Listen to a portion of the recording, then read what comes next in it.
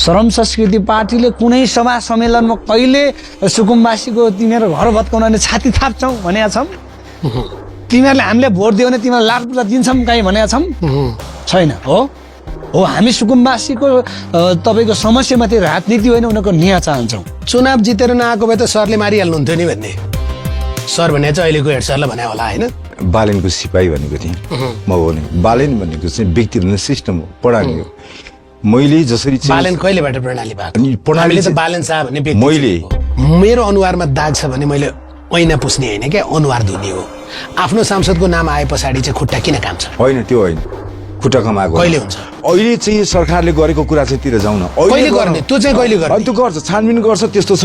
अब त्यहाँ छानबिन त गृहमन्त्रीको छानबिन जस्तो होला होइन? तपाईँको सभापतिले धेरै पटक भन्नुभएको थियो हाम्रो सरकार बने पछाडिको 100 दिनमा हेर्नु होला, 100 दिन हामीलाई सरकार चलाउने, 100 दिनभित्र हामी विदेशका गल्ली गल्लीबाट नेपाली नागरिक फिर्ता ल्याउँदैछौँ। अब आउँछन् होइन? होइन, सरकार त बन्यो नि हाम्रै। राज्यको रिसोर्सेस के छ? आफूले चाहिँ अनि त्यो राजनीति गर्दा त्यो बोल्दा चाहिँ रिसोर्सेस चाहिँ कहाँ गयो? त्यो यो सोच्ने कुरा चाहिँ गट्टा खेल्न गएको। 35 वर्ष त भएको छैन। किन? उनीहरूले गरेको थियो, हामीले नि गर्न पाउनुपर्छ। त्यसको मतलब राजनीति चाहिँ तपाईँहरू गरिरहनु भएको छ होइन नि। हिजोको तपाईँको चाहिँ सरकारका चाहिँ सम्माननीय प्रधानमन्त्रीजीहरू कुन कसरी समय व्यतीत गर्थे, अहिले कसरी गरिरहनु भएको छ? बिहान अहिलेका प्रधानमन्त्री के गरेर बिहान 8 बजेदेखि लिएर बेलुका 9-10 बजे काम गरिरहनु भएको छ।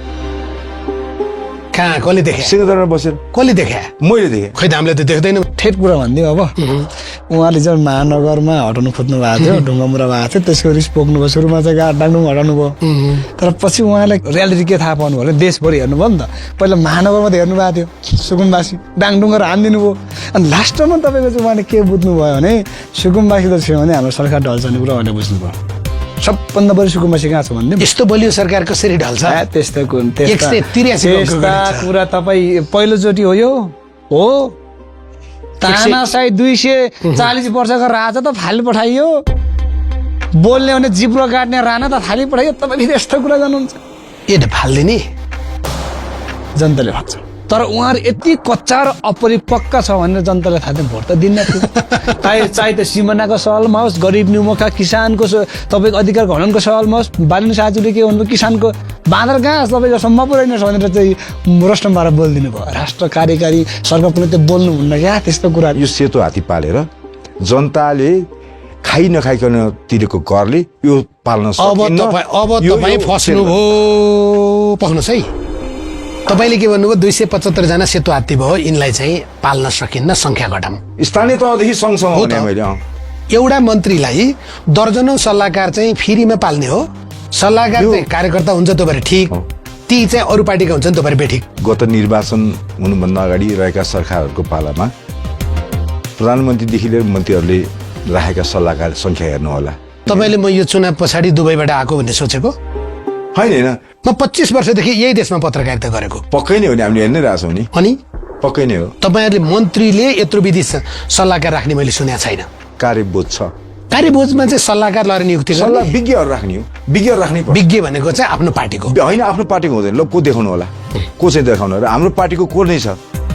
तपाईँले मैले सोधे होइन, मैले सोधे होइन। राजनीति यो पार्ट चाहिँ काट्दिनु पर्यो भन्नुहुन्न होइन? पछि होइन, मलाई के लाग्छ भनेदेखि त्यस विज्ञ आफ्नो निश्चित मिसनमा हिँडेको मान्छेलाई एउटा सार्वजनिक संस्थान जो सबभन्दा स्वतन्त्र हुनु पर्थ्यो त्यो ठाउँमा लिएर गएर निवेदन मागेको नाममा लिएर गएर चाहिँ भर्ती गरिएको छ। त्यो भन्दा बढी के देखाउनु पर्यो?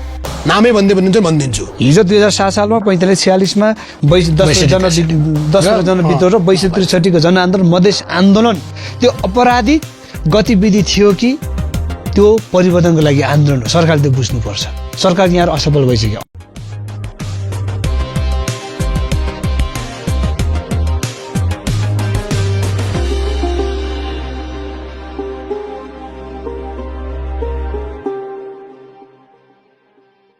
नमस्कार, the nation speaks with Rajendra बानिया यो कार्यक्रमको अर्को नयाँ श्रृङ्खलामा तपाईलाई हार्दिक स्वागत छ।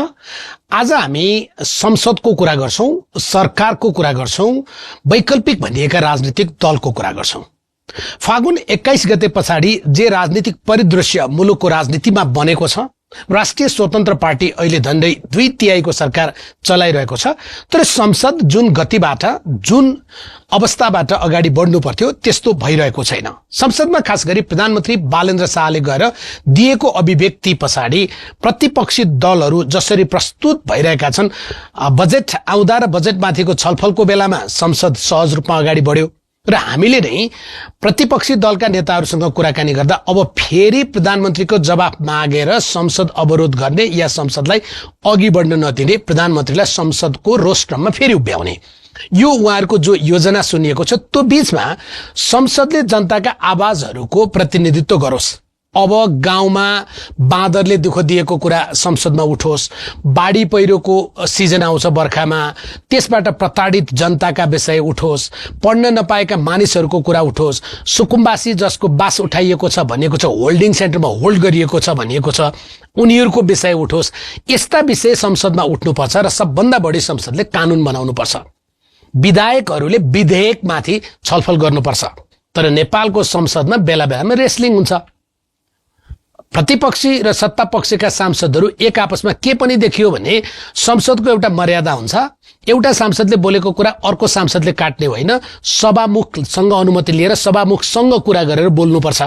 तर त्यहाँ वाद विवाद प्रतियोगिताहरू दिनदिनै जसो आयोजना हुन्छ। जित्छ कसले? तर हार्छन् चाहिँ नेपाली जनताले। जे बनिरहेको छ, वैकल्पिक भनिएका राजनीतिक दलहरू यो बाटो किन गएको? आज हामीले 2 वैकल्पिक राजनीतिक दलको प्रतिनिधित्व गर्ने नेता सांसदलाई आजको यो कार्यक्रममा आमन्त्रण गरेका छौं। श्रम संस्कृति पार्टीका महासचिव सांसद आरएन राई खोटाङबाट निर्वाचित हुनुहुन्छ। त्यसै गरी राष्ट्रिय स्वतन्त्र पार्टीका सांसद नेता राजुनाथ पाण्डे जो काठमाडौँ 3बाट प्रतिनिधित्व गर्नुहुन्छ। उहाँहरू 2 जनालाई आमन्त्रण गरेका छौं। दुवैजनालाई स्वागत छ। धन्यवाद। राजु, यहीँबाट सुरु गर्छु। तपाईले बारम्बार भन्ने एउटा शब्द तपाईँ सिपाही, तपाईँ एउटा सुरक्षाकर्मीकै पृष्ठभूमिबाट आएको र अझ एउटा त रमाइलो लाग्ने कुरा पनि छ मलाई, होइन? चुनाव जितेर नआएको भए त सरले मारिहाल्नुहुन्थ्यो नि भन्ने। सर भने चाहिँ अहिलेको हेड सरलाई भने होला, होइन? त्यो जो एउटा पृष्ठभूमिबाट आउनुभयो र संसदमा जानुभयो, संसदमा यही गर्न, संसदमा यही देख्न, संसदमा यही हुन गयो। यस्तो छ, अलिकति चाहिँ मिसअन्डरस्ट्यान्डिङ भयो जस्तो लाग्छ मलाई। जस्तै मैले भन्न खोजेको कुरा के थियो बुझ्न जरुरी थियो। जस्तै मैले चाहिँ बालेनको सिपाही भनेको थिएँ, म हो नि। बालेन भनेको चाहिँ व्यक्ति होइन, सिस्टम हो, प्रणाली हो। मैले जसरी बालेन कहिलेबाट प्रणाली भएको? प्रणाली त बालेन साहब भन्ने व्यक्ति।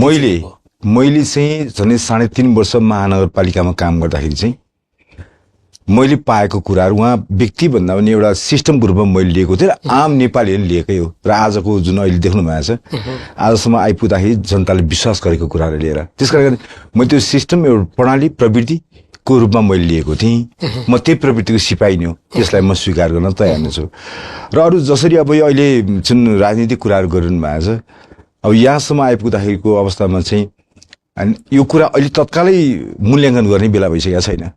भर्खरै सरकार बनेको चाहिँ 3 महिना। म सरकारको कुरा गरिरहेको छैन, म संसदको कुरा गरिरहेको छु। संसदमा तपाईहरु जे गरेर हामी जनताको करबाट चाहिँ तलब खाइरहनु भएको छ, भत्ता लिइरहनु भएको छ, ट्याक्सी भाडा बुझिरहनु भएको छ, त्यो कुरा गरिरहेको छु। अब यसमा यस्तो छ, यो संसदको कुरा गर्दाखेरि पनि के हो भनेदेखि त्यहाँ अधिकांश जस्तो नै नयाँ सांसदहरू हुनुहुन्छ। कतिपय कुरो संसदीय प्रक्रिया मर्यादाका कुराहरू पनि कतिपय हुन्छ, सिक्दै हुनुहुन्छ।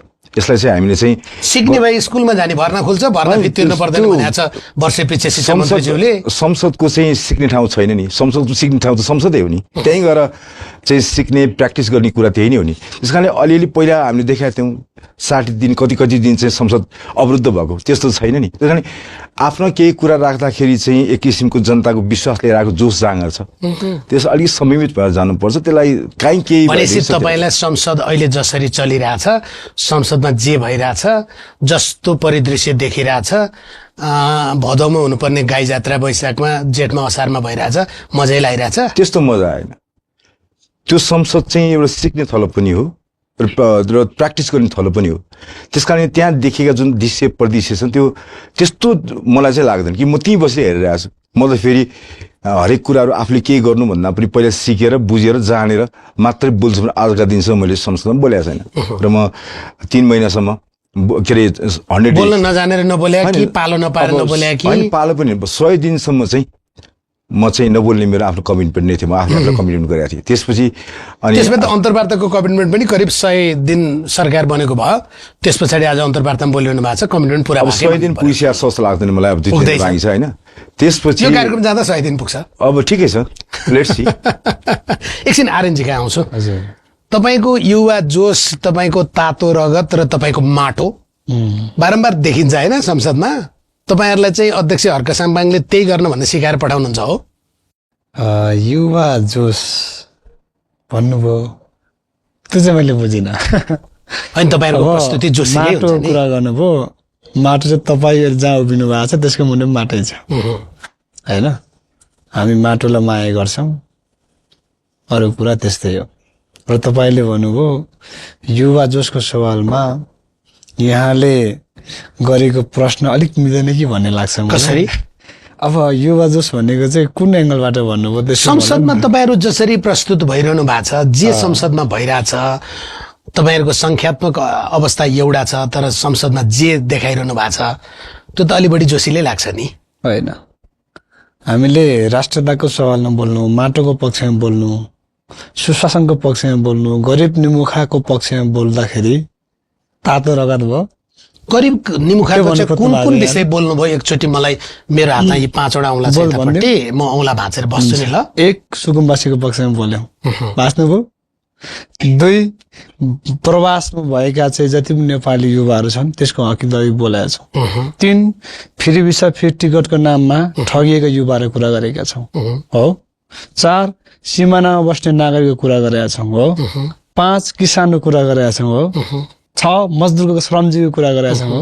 अनि के विषय चाहिँ समाधान भयो अब त्यो पनि भन्दिनु त अब त्यस विषयमा चाहिँ सरकारले गर्ने नगर्ने भने सरकारको कुरा हो हामीले आशा राखेका छौं र त्यसमा तपाईको चाहिँ सबैभन्दा पहिलो चोटी सांसदमा भएर गएपछि रोस्टमबाट बोलेको चाहिँ 2 चारवटा कुरा हो एउटा धर्मनिरपेक्ष संहिता लोकतन्त्र गणतन्त्रलाई छेडखानी सरकारले नगर्नु भनेर बोलेको छु अर्को कुरो तपाईको चाहिँ किसानको संसदमा पहिलो चोटी मैले बोल्दै गर्दाखेरि किसानको समस्या बाँदरको विषयमा फर्स्टमा मैले त्यो एन्ट्री गराएको थिएँ म सांसद विषय तपाईले इन्ट्री गराउनु भयो बाँदरले भोजपुरको सांसदलाई बढी समात्यो एकछिन सुन्नु न त्यो संसदमा गइसके पछाडि मैले सम्माननीय प्रधानमन्त्री बाजेन्द्र शाहज्यू चाहिँ वन मन्त्रीज्यूलाई पनि लिखित रूपमा 3टा उपाय सहित मैले उहाँलाई त्यो पत्र बुझाएको थिएँ बाँदर व्यवस्थापनको 3 उपाय एउटा वनको बाँदर वनमै रमाउने त्यो नीति तथा कार्यक्रम सरकारले ल्याउनु पर्यो दोस्रो बन्देकरण र तेस्रो स्थानान्तरण 3टा उपाय सहित मैले लिखित रूपमा प्रधानमन्त्रीज्यू र वन मन्त्रीज्यूलाई मैले दिएको थिएँ अब हिजो अस्ति वन मन्त्रीज्यूले रोस्टमबाट के भन्नुभएको छ भने उच्च स्तरीय विज्ञहरूको समूह बनाएर छानबिन अथवा त्यस सम्बन्धी के गर्नु विधि बनाउनको निम्ति चाहिँ तयारी गर्दैछ भन्नुभएको थियो अनि त्यो संसदमा एकजना सांसदले सत्ता पक्षको सांसदले विधेयक बन्दैछ भन्नुभएको थियो अहिलेसम्म आएको चाहिँ छैन हैन त्यस्तो छ तपाईलाई यस्तो लाग्छ संसदमा जनताका पक्षमा हामी आवाज उठाइराछौं जनताका माग र मुद्दाहरू बोलिराछौं तर सरकार सुनिरहेको छैन कता कता हो भन्ने लाग्छ सरकार त तपाई भनिरहनु भएको थियो 100 दिन चाहिँ सरकारले काम गरिसके पछाडि एउटा सीन देखिन्छ अहिले तपाईले आम जनताको अभिमत नै एउटा संस्था हो बालेन भन्नु भएको छ जो अहिले मुलुकको प्रधानमन्त्री हुनुहुन्छ हैन अनि जनताको पक्षमा र जनताका विषय उठाउँदाखेरिमा नसुन्ने मान्छे नसुन्ने सरकार कसरी जनताको हुन्छ यस्तो छ मैले पनि भनेको थिएँ हाम्रो राष्ट्रिय स्वतन्त्र पार्टीको पनि त्यही नै हो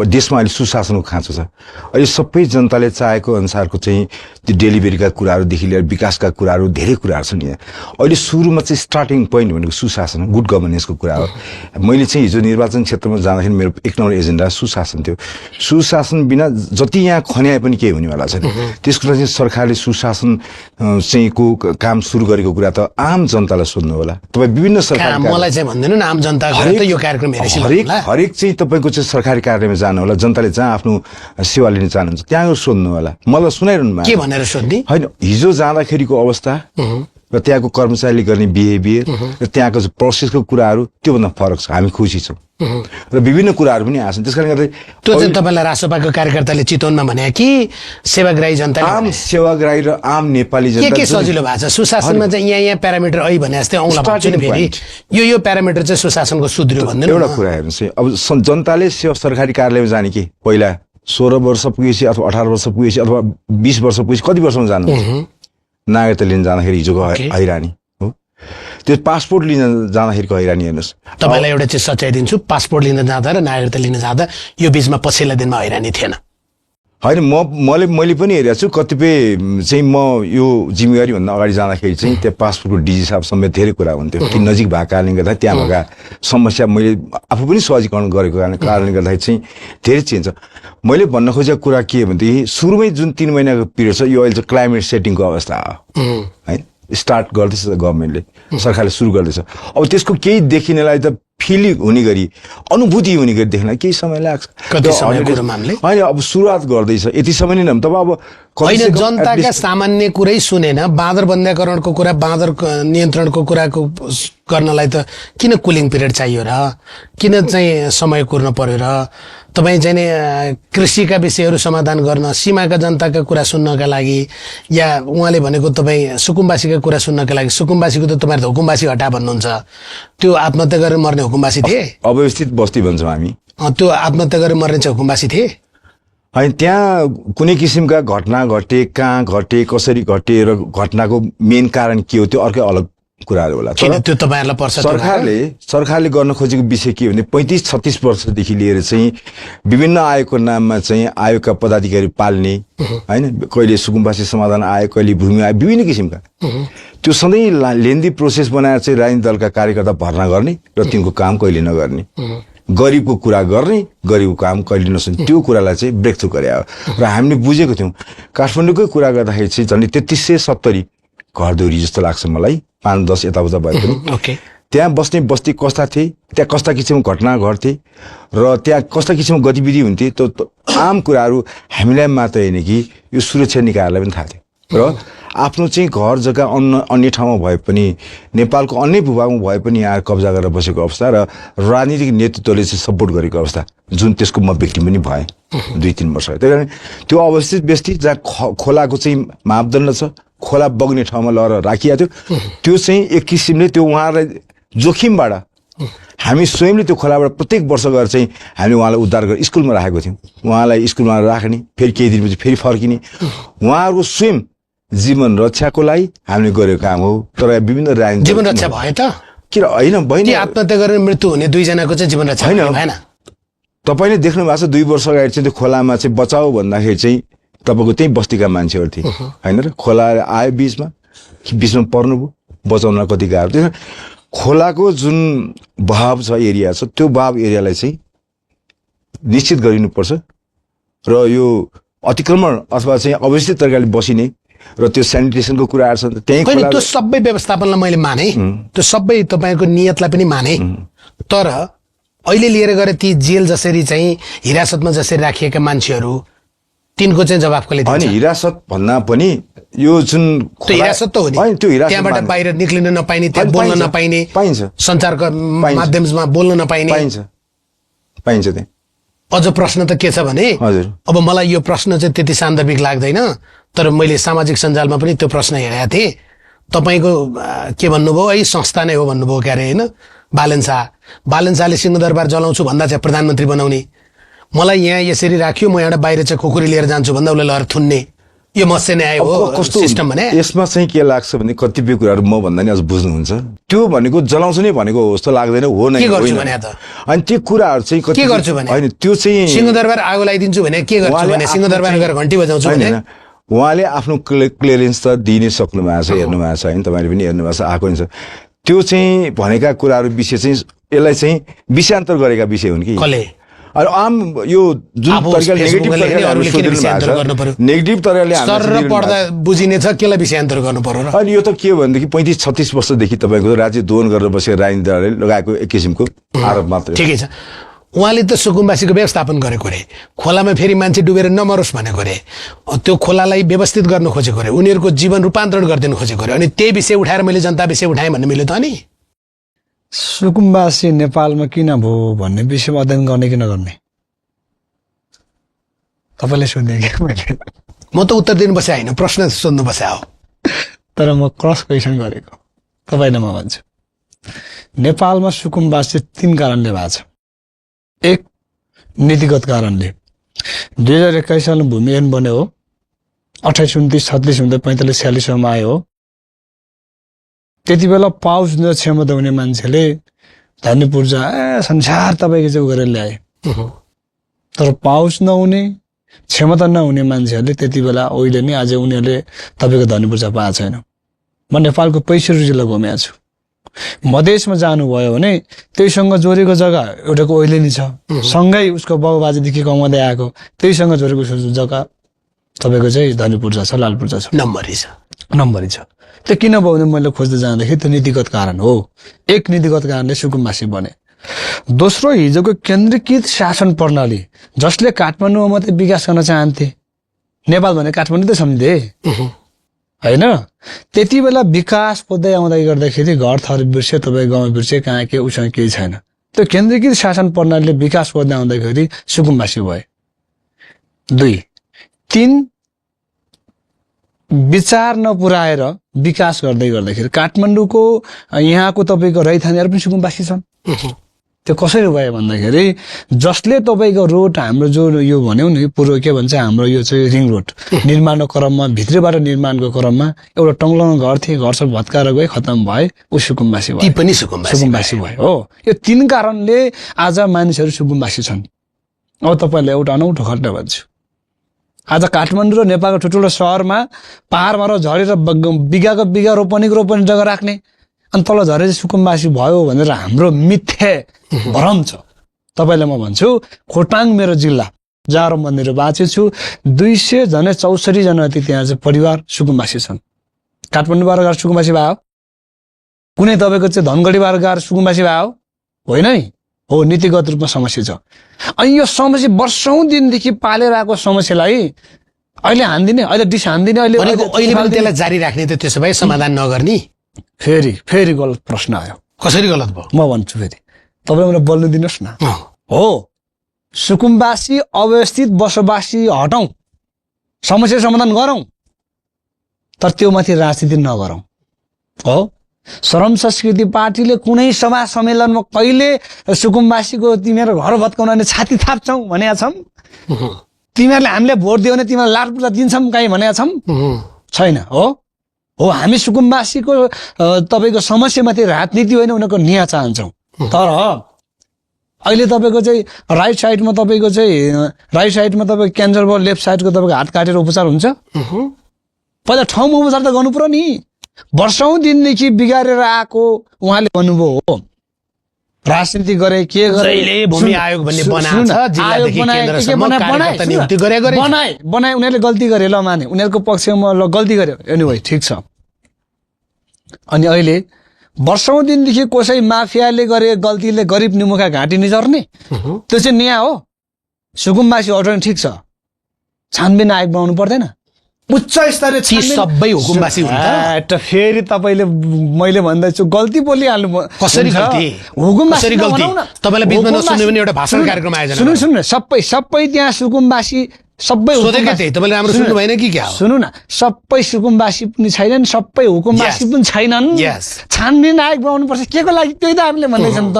छानबिन आयोग बनाएर को सुकुम्बासी को हुकुमबासी त्यसलाई छानबिन गरेर डेटा निकालेर त्यसलाई चाहिँ तपाईँको चाहिँ व्यवस्थित गर्ने हो क्या? विधि पुगेन।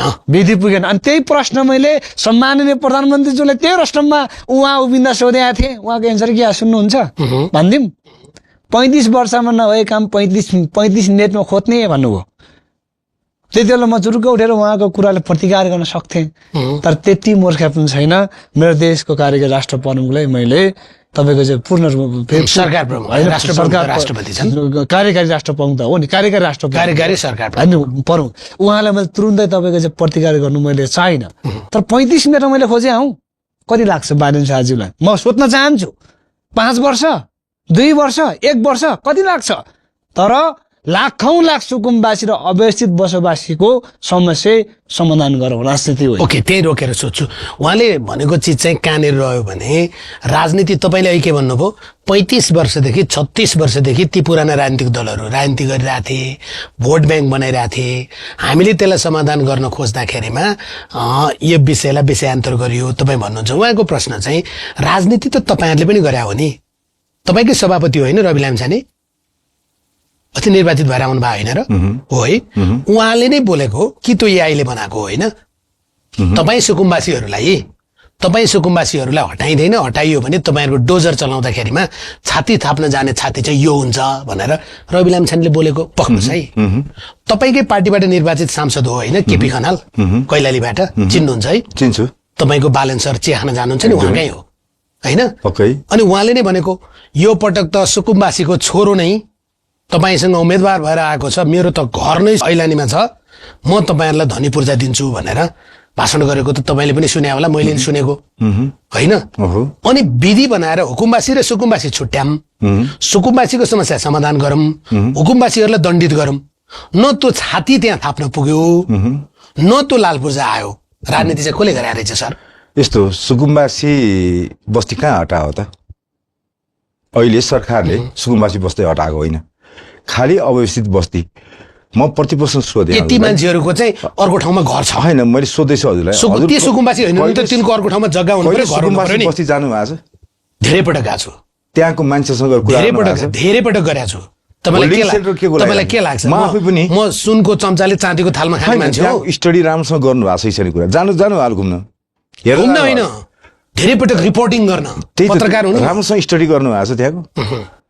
हामीले सुकुम्बासी हटाएकै होइन, हामीले अव्यवस्थित बस्ती। त्यही त मलाई भन्दिनु नि त, त्यो होल्डिङ सेन्टरमा लगेका मान्छेहरू अहिले जसको छाप्रो भत्काइयो, जसको फरीको निकालियो, जसको स्कुल उड्यो, जसको किताब चाहिँ डोजरले च्यात्यो, ती मान्छेहरू सुकुम्बासी थिएनन्, अव्यवस्थित बसोबास गरेका मान्छे थिए।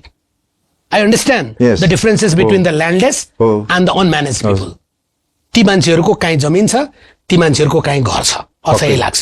पक्कै नि पछि छानबिन गर्न जरुरी थिएन। होल्डिङ सेन्टर राख्यो केलाई? होल्डिङ सेन्टरमा राखेर चाहिँ स्क्रिनिङ गर्ने र उहाँ रियल चाहिँ काहीँ चाहिँ जग्गा जमिन नभएको नेपाल सरहदभित्र केही नभएकोदेखि उहाँलाई व्यवस्थापन गर्ने सरकारलाई होइन। त्यो त तपाईँको बोली आफैलाई काट्न मिलेन मान्नेछु।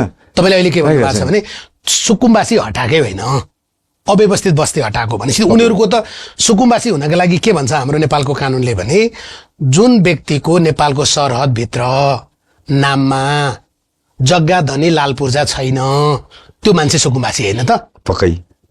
भनेपछि यी होल्डिङ सेन्टरमा बस्ने मान्छेहरूको नाममा काहीँ न काहीँ लाल पूर्जा छैन भने यो सरकारले दिनु पर्यो। अब पक्कै हो, सुकुम्बासी हटायो होइन नि त? पक्कै पनि उहाँहरू काहीँ छैन भने सरकारले दिन्छ। अनि होल्डिङ सेन्टर छोडेर जा भने चाहिँ कहाँ जाने? अब होल्डिङ सेन्टर चाहिँ छोडेर जा भनेको अवस्था होइन। किन होइन? कहाँ होइन, विभिन्न सामाजिक सञ्जाल आएको कुरो सत्य कहाँ हुनसक्छ? होइन, घर बुझ्नु होला, त्यहाँ चाहिँ होल्डिङ सेन्टरमा काहीँ जाने अवस्था छैन भनेदेखि होइन सरकारले पाल्छ, ढुक्क हुनुभयो हुन्छ। व्यवस्थापन गरेर उहाँलाई चाहिँ रियल सुकुम्बासी हो, उहाँको काहीँ जग्गा जमिन केही छैन भनेदेखि त्यो व्यवस्थापन गरेर उहाँलाई बिदाई गर्छ, ढुक्क हुनुभयो हुन्छ। तर सुकुम्बासीको समस्या चाहिँ अव्यवस्थित बस्ती पनि समाधान, सुकुम्बासीहरूको पनि अहिलेसम्म रहेको समस्या समाधान। जसको आफ्नो जमिन छैन, जसको आफ्नो घर छैन, उनीहरूलाई सरकारले भत्ता दिन्छ। सुन्नु, सरकार डराएर ब्याग सरायो। म प्रष्ट भन्छु, सरकारले देशैभरिको सुकुम्बासीमाथि आक्रमण गर्न खोजेका थिए, तर बिचमा उहाँले के थाहा पाउनु भयो भने यो सुकुम्बासी अवस्थित कम्तीमा 60-70 लाख भन्दा बढी रहेछ भनेर उहाँले बुझ्नुभयो, अनि लास्टमा ब्याग सरायो। तर अहिले पनि तपाईँको अधिकांश ठाउँमा चाहिँ उहाँले चाहिँ स्थानीय सरकारसँग सहकार्य गरेर तपाईँको चाहिँ भत्काउने कुराहरू भइरहेछ र धेरै ठाउँमा नोटिस गएको छ, धेरै ठाउँमा नोटिस गएको छ। म तपाईँलाई प्रष्ट के भन्छु भने देश हाम्रो, माटो हाम्रो, जनता हाम्रो, नागरिक हाम्रो, नागरिकलाई नपेलाउ, नकुटाउँ होइन। अनि म देश यही हो नि, मरेर जाने मान्छे किन लोभ लाज गर्ने? बिचरा उहाँले सरकार कहाँ झुकिरहेछ भने नि एक त अनुभव नभएको होला, अब पहिला देश घुम्नु पर्यो। अस्ति त्यो रोस्टमबाट मैले के अर्को कुरा सम्झाउँछ है, सरकारले बजेट बनाउँदा कम्तीमा प्रधानमन्त्री लगायत अन्य सम्बन्धित मन्त्रालयले एकचोटि देश घुम्नुपर्छ है मैले भनेको थिएँ क्या। किन त्यसो भने नि म चाहिँ घुमेको छु नि त, मैले गरिबको आँसु देखेको छु क्या, निमुखाको पीडा बुझेको छु क्या मैले चाहिँ। म यतिको 30 वर्षको युवा किन देश बस्यो? म फेरि फुत्तै सामरिक सञ्जाल चलाएर हो हल्ला फुत्तै आएको सांसद नसम्झिनु मलाई। फेरि म 13 वर्ष सडकमा हिँडेको मान्छे हो, मेरो उमेर 30 वर्ष हिँड्नु होला, फरक कुरा हो। 30 वर्ष केटो छु, 13 वर्ष सडकमा हिँडेर आएको मान्छे हो म। मैले गरिब निमुखा पीडा तपाईँले देखाएको कसले भने सर चन्द्रमाबाट झरेको अहिले तपाईँ त गाउँबाटै आएको सुन्नु न नि। सुन्नु न अहिले हाम्रो भाष्य के छ भने नि भाष्य त्यो खालको छ तपाईँले मैले त्यो भन्दैछु र एउटा कुरामा तपाईँलाई अव्यवस्थित कुरा सरकारले जो गराएको छ नि भनेपछि काठमाडौँमा त अव्यवस्थित छन् पख्नुहोस् न सुन्नु न, आर्यनजी, एकछिन मेरो कुरा पख्नुहोस् न। एकछिन बोल- सत्ता भन्न दिनुहोस् न। पक्षको त पनि प्रधानमन्त्रीको दाहिने हातले के भन्नुभयो भने अव्यवस्थितलाई हटाएको ती सुकुम्बासी छन् भने यही त पख्नुहोस् न। गलत छ त। उहाँले भनेको तपाईँको अगाडि भनेको मेरो अगाडि भनेको सुन्नु न। दर्शकको अगाडि भनेको कि मैले कुरा तपाईँलाई जो भन्नु। सुकुम्बासी छन् अब त हेर्नुहोस् कस्तो राम्रो कुरा आयो भने I believe to Raju Pandey चिज के आयो भने जो सुकुम्बासी हुन् भनेर स्क्रिनिङ गरेर देखिनेछ मेरो देशमा पनि अब सुकुम्बासीहरूले भत्ता पाउनेछन् उनीहरूको जिम्मा सरकारले बोक्नेछ। वाउ 60-70 लाख छन् देशैभरि भोलि हेर्दै गयो भने होइन ठुलो मात्रामा छ र जो सरकारले अव्यवस्थित भनेको छ नि काठमाडौँ मात्रै होइन अव्यवस्थित देशैभरि छ। खोटाङकै एउटा तपाईँलाई घटना भन्छु खोटाङको दुध केसी किनारमा बस्ने नदी नाला किनारमा बस्ने अव्यवस्थित छँदैन छ तर एउटा जोखिम ठाउँ तपाईँलाई भन्छु खोटाङको तपाईँको चाहिँ जन्तेढुङ्गा गाउँपालिकामा वर्षौंदेखि ठुलो पहिरो गएको छ वरिपरि तपाईँको चाहिँ गाउँमा तपाईँको चाहिँ नागरिकहरू 4-5वटा गाउँ त्यहाँ आज पनि तपाईँको कोही उठीवास लागेर सहर पसे सुकुम्बासी धरनतिर कता कता आएर बसेका छन् अनि त्यो नजान्नेहरू त्यही गाउँठाउँमा बसेका छन् अझै पनि होइन एउटा एक्जाम्पल दिएको है यस्तो त देशमा चाहिँ यति धेरै छ तपाईँको अवस्थित बसोबासी होइन तपाईँको प्रश्न चाहिँ के यति धेरै मान्छेको व्यवस्थापन सकिन्छ त भन्ने हो? होइन त्यो पनि होइन मैले भन्नु खोजेको के भन्दाखेरि पहिला ठारै गाह्रो घाँटीमा निचाउनु एउटा बच्चाले गल्ती गरेर के गर्नुहुन्छ भन्नुहोस् त पहिला सोध्नुहुन्छ नि आउ बाबु त किन तिमीले यो गर्यौ यसो गर्नुहुन्न है भनेर सिकाउनुहुन्छ नि के गाह्रो छ पो हान्नुहुन्छ होइन नि त तर काठमाडौँको नदी किनारमा त धेरैचोटि गरेकै छ नि त्यो कुरा। त्यस्तो होइन उहाँहरू काठमाडौँ महानगरपालिकामा हुँदा धेरैचोटि एटेम्प गरे हो। त्यस्तो हो भने पहिला उहाँहरूले वासस्थान देखाउनु पर्थ्यो छानबिन गर्नु पर्थ्यो होइन छानबिन गर्नु पर्थ्यो नि त। अब अहिले सुन्नु न ड्याङ डुङ हानिदिएको छ बुरुङ हानिदिएछ बिचली बनाइदिएको छ दुईजना त्यहाँ कतिजना सुसाइड पनि गरे अनि अहिले आएर चाहिँ ओहो बिरामी भएछ उपचार गरेर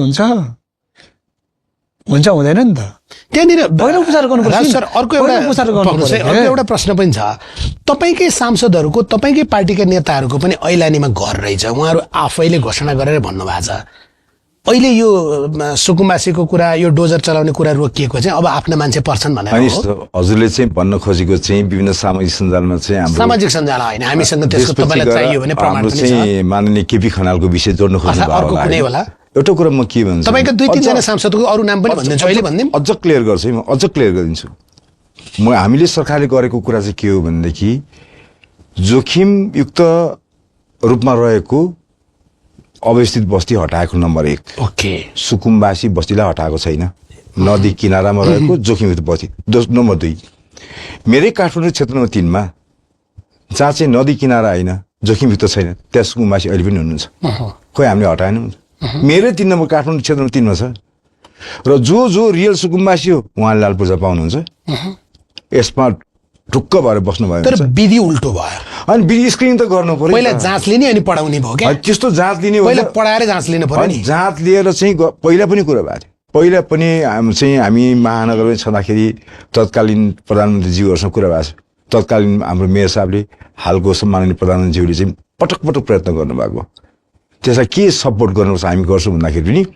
तत्कालीन अवस्थामा नि उहाँहरू कुनै शर्त पनि हटाउन तयार हुनु भएन त्यो धेरै कुरा मलाई जानकारी छ धेरैचोटि गृह मन्त्रालयमा मिटिङ भयो के भन्नुहुन्थ्यो उहाँ त्यो कुरा छलफल गरेर त्यो हटाउनुतिर छँदैछ किनभने उहाँहरू राजनीतिक दलका कार्यकर्ता हुनुहुन्थ्यो झन्डा बोक्नुहुन्थ्यो प्रश्न खुलम र आइरहनु भएको छ तर तपाईँलाई एउटा चिज भनौँ हजुर यो पटक जति मान्छेहरू तपाईँहरूले होल्डिङ सेन्टरमा पठाउनु भयो या बुटोलमा जसले प्रदर्शन गरे या अन्य ठाउँमा सुकुम्बासी भएर प्रदर्शन गरे नि ती अधिकांशले घन्टी चिन्हमा भोट हालेका थिए कतिले त हाम्रो भोट फिर्ता लिए भनेका छन् होइन अहिले पनि कुरा के हो भने सुकुम्बासीलाई हटाउन खोजेकै होइन कि यहाँ कुरा नै अर्को अर्थ लगाइयो यहाँ सार्वजनिक जग्गामा बसेको बस्ती पनि हटाइएको छ जोखिमयुक्त र सार्वजनिक अतिक्रमण गरेका छन् त हट्छ जस्तै सार्वजनिक जग्गा त बस्छ नि त्यो मान्छे व्यक्तिको जग्गा जस्तै मनोहरामा हेर्नु होला मनोहरामा चाहिँ मनोहरा जग्गा एकीकरण आयोजना चाहिँ सुरु भयो 20-25 वर्ष भइसक्यो व्यक्तिको जग्गा कब्जा गरेर बसेको छ अनि कसैको जग्गा कब्जा गरेर बसेको छ कतिका घरहरू तपाईँको नजिकका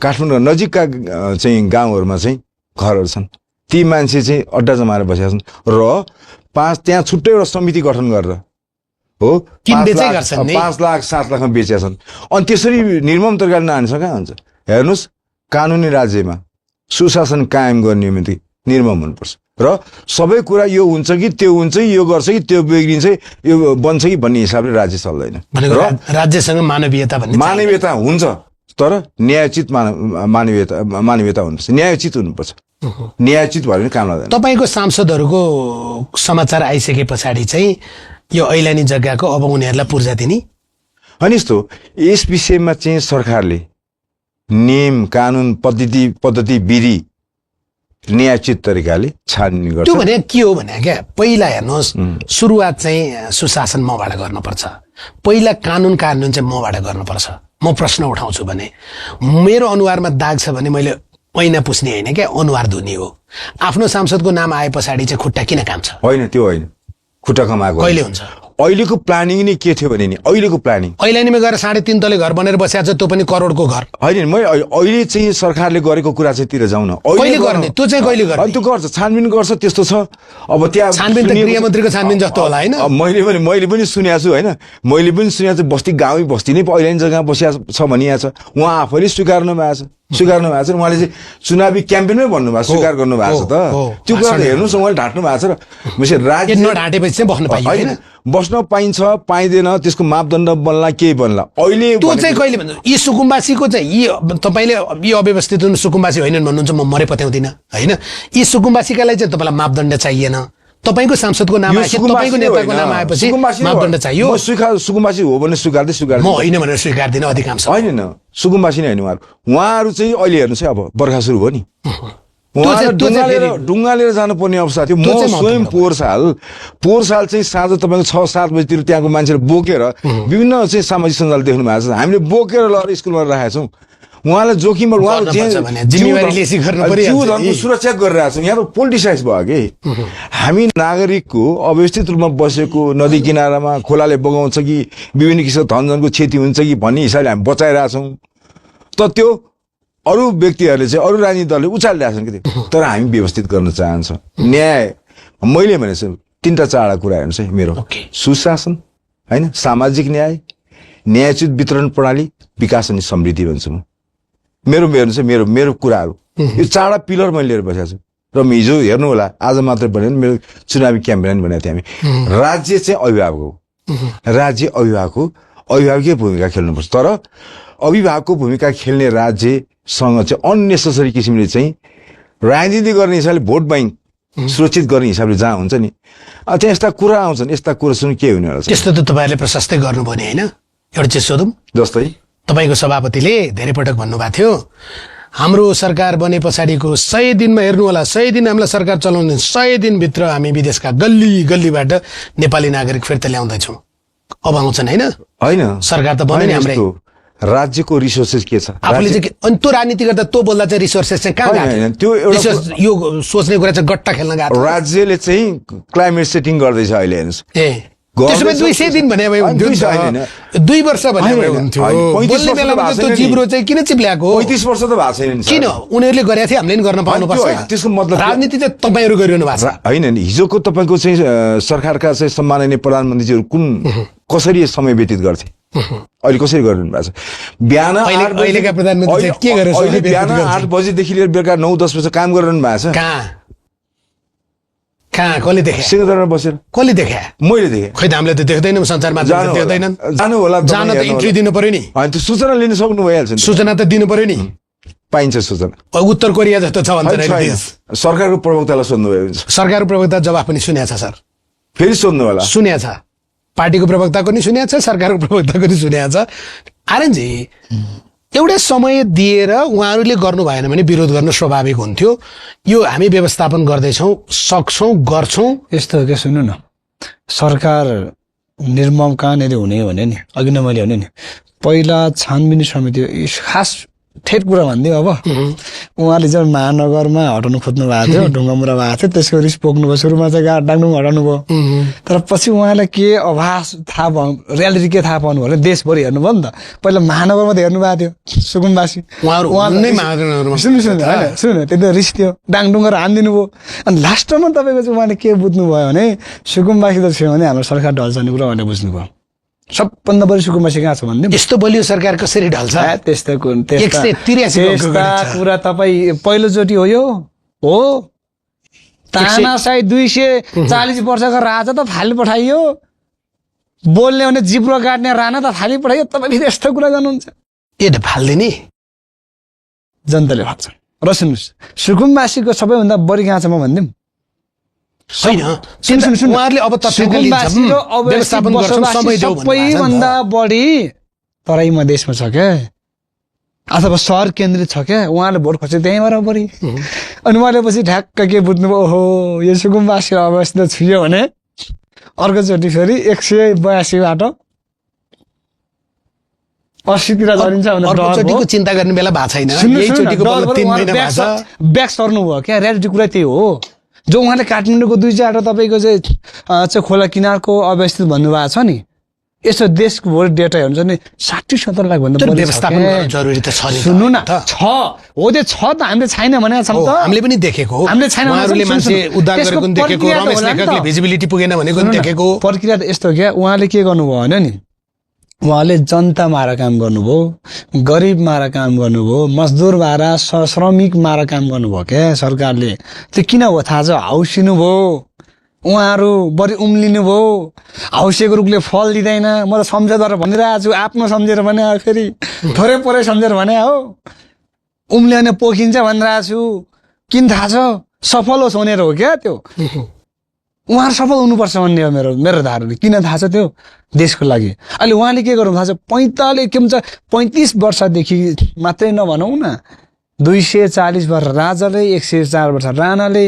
र 35-36 वर्ष जो उहाँले भन्नुभयो नि त्यहाँदेखि पिल्सिँदै आएको जनतालाई उहाँले पिल्साउनु भयो व्यवस्थापन गर्ने त व्यवस्थापन त्यसरी हुन्छ त भने क्या ठिक छ विधि अलिकति मिलेन मिल्नु पर्यो नि त विधि मिलेन भने आउँ त ओके त्यो त ठिक छ त्यसमा त कन्क्लुजन भइहाल्यो विधि मिलेन सुन्नु किन चाहिँ तपाईँको त्यहाँ चाहिँ गएर चाहिँ लट्ठी मुङ्गो वर्षाको पहिला विधि प्रयोग गर्नु पर्दैन भने हो क्या विधि त प्रयोग गर्नु पर्यो नि त्यो समय त कटेर गयो अब सुन्नुहोस् त्यो समय कटेर गयो हो जे उहाँले गल्ती गर्नुभयो यो गल्ती स्वीकार्नुपर्छ उहाँले होइन उहाँहरूको सांसद त कसो घर सुकुम्बासीमा छ त्योसँग हामीलाई मतलबै छैन जो सोच्छ तिनले पनि धन्यपूर्ज पाउनुपर्छ भन्छौँ हामी होइन पाउनुपर्छ तर सरकारले गल्ती गर्नुभयो अब सरकार सच्चिनुपर्छ र सच्चिएर बाँकी सुकुम्बासीहरू र अवस्थित बसोबासीहरूको पूर्ण तपाईँको चाहिँ एउटा चाहिँ छानबिन समिति बनाऊ उच्च स्तरीय छानबिन समिति बनाऊ बरु त्यसमा हामीले के सहयोग गर्नुपर्ने गर्छौँ त्यस पछाडि तपाईँको उसको व्यवस्था गरेर चाहिँ ठोकाउँ न फेरि कता ठोक्नु पर्ने त्यसो होला नि ठोक्ने त सुकुम्बासीको एजेन्डा यो भयो अर्को उहाँले अहिले भन्नुभएको थियो गणतन्त्रलाई नचलाऊ होइन यो आन्दोलनको उपलब्धिलाई नचलाऊ तपाईँले त महाधिवेशनबाटै चलाइदिनु भयो होइन यस्तो हो नि कुरा के हो भने हामी चाहिँ संविधान मानेर चुनावमा गए होइन यही संविधान मानेर हामी चुनावमा गइरहेको छौँ एउटा बसको विषय त छ नि त नै यो मलाई तपाईँहरू पनि त्यही नेता हुनुभयो क्या अनि मलाई बेला बेला दिक्क लाग्छ यो के काम गरेछु भन्ने लाग्छ क्या ती 35 वर्षका मान्छेसँग गफ गर्दै गर्दै आएको अब नयाँ त सुध्रे होलान् भनेको यिनी पनि यो हात्ती बलियो कि हात्ती छाप चप्पल बलियो भन्दा उस्तै हो नानु भने जस्तो क्या तपाईँको पार्टीको महाधिवेशनमा तपाईँका महाधिवेशन सदस्यहरूले ताली बजाएको र तपाईँको सभापतिले भनेको चाहिँ प्रदेश सभा खारेज गरिनेछ र तपाईँको अर्थमन्त्रीले र तपाईँको सभापतिले भनेको चाहिँ के त भन्दा स्थानीय पालिका निर्दलीय हुनेछ होइन अनि स्थानीय पालिकाका प्रतिनिधिबाट प्रदेशमा उनीहरू प्रदेश सभामा जानेछन् प्रदेश सरकारमा जानेछन् प्रदेश सभा खारेज भने हो प्रदेश सरकार खारेज भने होइन जानेछन् भने त प्रदेशसम्म के हुनेछ निर्दलीय हुनेछ गणतन्त्रको मकसद त त्यो होइन होला अब यो मैले सोध्नु परेको कि यो पनि हामीले सामाजिक सञ्जालतिर म्यानिपुलेट गर्ने राज्यको संरचनाको विषय छ नि त्यो चाहिँ यही नै 100% यही नै मात्रै हुनुपर्छ कहीँ लेखेको छ होइन तपाईँको राजनीतिक दर्शन हो कि होइन यो होइन मैले भन्दैछु तपाईको महाधिवेशनले पारित गरेको राजनीतिक दर्शन हो कि होइन यो? महाधिवेशनबाट के रवि लामिछानेले भने मान्दैन भन्नुहोस्? अनि महाधिवेशनबाट पारित भएका कुराहरू होलान् महाधिवेशन होला नै आएका हैन प्रस्ताव फेरि। अनि ए मैले राजुजी, के भन्नुहोस्, म चाहिँ बालन शाह पक्ष हो भन्नु नि त। होइन त्यो छ होइन त्यो छ भोलि संविधान चाहिँ संशोधनको विषयको कुराहरू बहसको कुराहरू आइरहेछ नि त सबै राजनीतिक त्यो दलसँग असीम बसेको छ। शाहले गर्छन्, त्यो असीम शाहको अनि कार्यदलले त्यो सबैसँग गर्छ। कुरा गर्नुहुन्छ। तपाईँको सभापतिले चितवनबाट जारी गरेको के तपाईँहरूले चाहिँ आँखा चिम्लेर रवि लामिछानेले भन्नुभयो श्रीकृष्ण छन् एक भन, अनि सबैले तरारारा ताली बजाएको 2072 सालको पारित गरे होइन त्यो? 2072 को संविधान चाहिँ चेन्जै नहुने भन्ने छ र? छैन अनि चेन्जै हुँदैन यही होइन भन्छ त? 2072 को संविधान चाहिँ हो, यसो भन्नुपर्छ। होइन त्यसको चाहिँ केही कुराहरू बसाएको छ नि त। करेक्ट ल अब चिज 72 को संविधान संशोधन गर्ने हो, निर्दलीय स्थानीय पालिका राख्ने त्यो हो, होइन। प्रदेश सभामा निर्दलका मान्छे जाने हो प्रदेशमा। 72 को संविधान संशोधन हुन्छ नि। सुन्नु न उहाँले भने कुरा तपाईँले गणतन्त्र चलाइस भने भन्नुभएको थियो। सुन्नु न उहाँले भने कुरा मिलेको छैन। कसरी बहस गर्नु म? प्रदेश सभा भन्ने छ, सुन्नुहोस् है, प्रदेश सभामा तपाईँको चाहिँ निर्दलीय कुनै तपाईँको सदस्यका त्यहाँ चाहिँ सभा बन्छ? भन्छ कसरी बन्छ? स्थानीय पालिकाबाट दल बनाउने? त्यही त उहाँले दल नराख्ने भनिसक्नुभयो त। फेरि दल चाहिँदैन प्रदेश सभा बन्नलाई। किन चाहियो? प्रदेश सभा चाहिएन रे क्या उहाँहरूलाई? प्रदेश सरकार मात्रै चाहियो आरएनजी? कस्तो सुन्नु न, नबुझेको? उहाँले भने कुरा सैद्धान्तिक मिथ्या कुरा भएको छ क्या। त्यो सिद्धान्त कसरी मिल्छ भने क्या त्यस्तो हास्यपद कुरा गर्नुहुन्न क्या। अहिले कम्तीमा नयाँ ढङ्गले कुरा ल्याउँदा पनि हास्यपद कुरा ल्याउनु हुन्न क्या। सुन्नुहोस् है, कहाँ बिग्रियो भन्नु न। उहाँले कहाँ बिग्रियो पहिलो कुरा भनिदिउँ। स्थानीय गैर दलीय बनाउनु पर्छ भन्ने भयो। त्यो त उहाँहरूको सुरुबाटै राष्ट्र स्वतन्त्र मेयर अध्यक्ष बन्ने भए हो। अनि प्रदेश समिति के हार्छस् भन्ने हो नि त। प्रदेश सभा के हार्छस् भन्दाखेरि त्यो तपाईँको चाहिँ स्थानीय तपाईँको चाहिँ प्रमुखहरू जान्छन्, उनीहरूको सभा बन्छ। उनीहरूको सभा बन्छ अनि त्यसको लिड कसले गर्छ? त्यहाँ उहाँले निर्वाचित गर्नु होला, विधि बनाउनु होला नि। फेरि गलत भयो। ल उहाँलाई नै सोधौँ न त। कुरा के हो भन्दा उहाँलाई नै सोधौँला नि। क्लियर कुरा गर्नुहुन्न। कुरा के हो किन रिसाइरहने? मैले क्लियर गरिदिनु। सुन्नु होइन, यसो मैले क्लियर गर्दिनँ। मल्टी पार्टी डेमोक्रेसी सिस्टम भने के हो? त्यो उहाँले स्वीकार गर्नु भएन।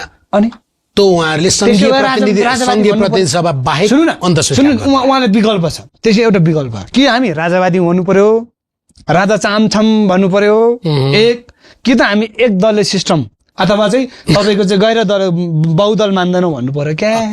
ल त्यही सोधौँ। अनि त्यो सुन्नु न, त्यो फेट्न टुप्पा कुरा चाहिँ यसो पास गरेर त्यो पनि सब अधिवेशनमा हुन्छ भने क्या। र यो सुन्नुहोस्, यो कुरा अर्को कुरा मेरो प्रश्न, अब संगति किन चाहिन्छ म भनिदिन्छु। अहिले त्यहाँ आउनु अगाडि यो सकौँ न। एउटा कुरा भन्छु, हाम्रो उहाँले सोधेको प्रश्न अलि स्पष्ट बनाऊँ राजजी। तपाईँहरूले फेरि पनि भन्छु ल, तपाईँहरूको महाधिवेशनमा सभापति रवि लामिछानेले तपाईँहरूलाई फुर्सद थिएन किनभने तपाईँ त महामन्त्रीको क्यान्डिडेट हुनुहुन्थ्यो। तपाईँलाई त्यो पढ्न फेरि आउनुभयो, थकेला थियो, संसद सुरु भयो, पढ्न भ्याउनु भएको छैन।